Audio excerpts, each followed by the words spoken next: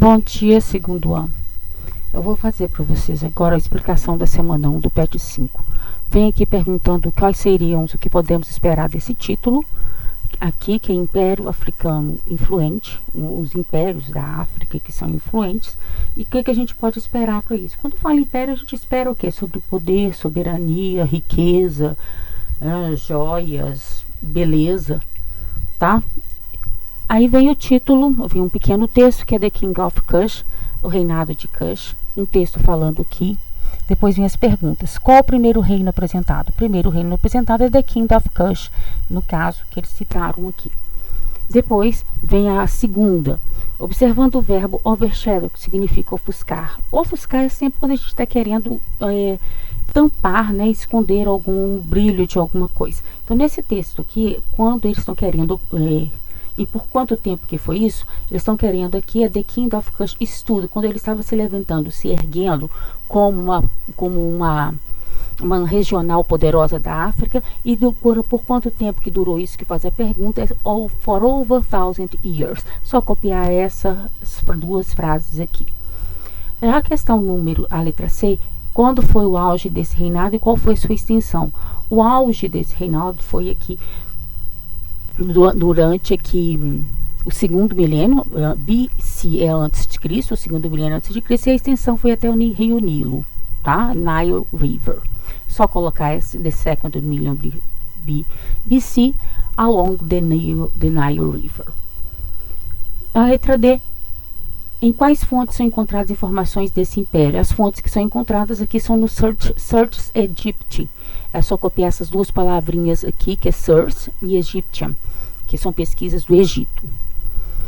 O que descobrimos a respeito da economia? Nós vamos procurar aqui agora a parte da palavrinha economia, que vocês vão ver aqui, que it was an economic center, era um centro econômico que operava um mercado lucrativo de marfim, incenso, aço e especialmente o ouro. Só colocar também a partir desse it was aqui. A outra questão é qual a conexão de Kush e o Egito, comércio, exército e costumes. Então aqui em relação ao comércio, aqui vocês vão colocar o trading, aqui eram parceiros, de que os dois eram parceiros, mas em relação ao militarismo, à política, eles eram rivais. Tá? Isso aí em relação ao texto. Depois nós temos aqui dois tempos, o tempo passado e o present perfect, coisa que vocês já viram, tá? Aqui tem as características, essas aqui são as características do passado e essas são as características do present perfect. E a questão vem para completar, vem para vocês colocarem, fazer um quadro com past tense e escrever essas características aqui que estão em negrito.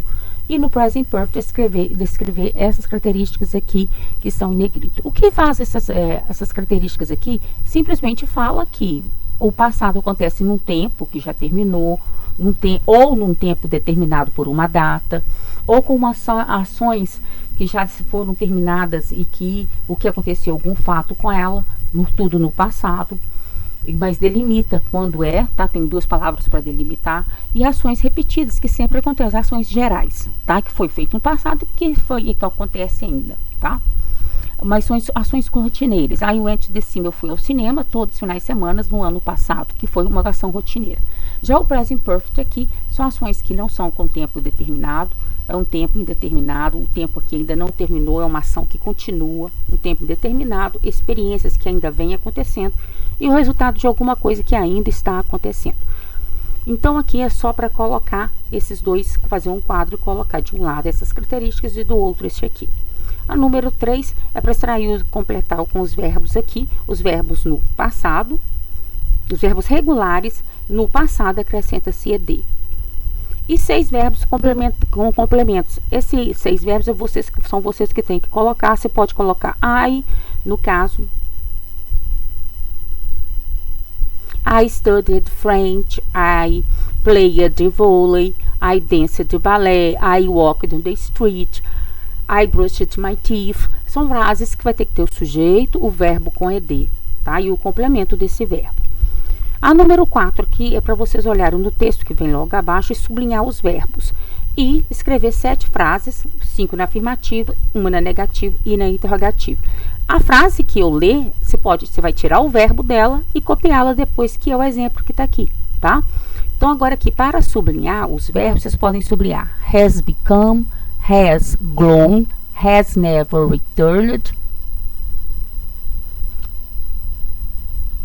has lived e has added. São os verbos. As frases, então, vocês vão copiar as frases afirmativas, vocês copiam essas frases em que os verbos estão. Google has become one of the most popular search engines. Copia essa frase. Copia do have never returned. It has grown.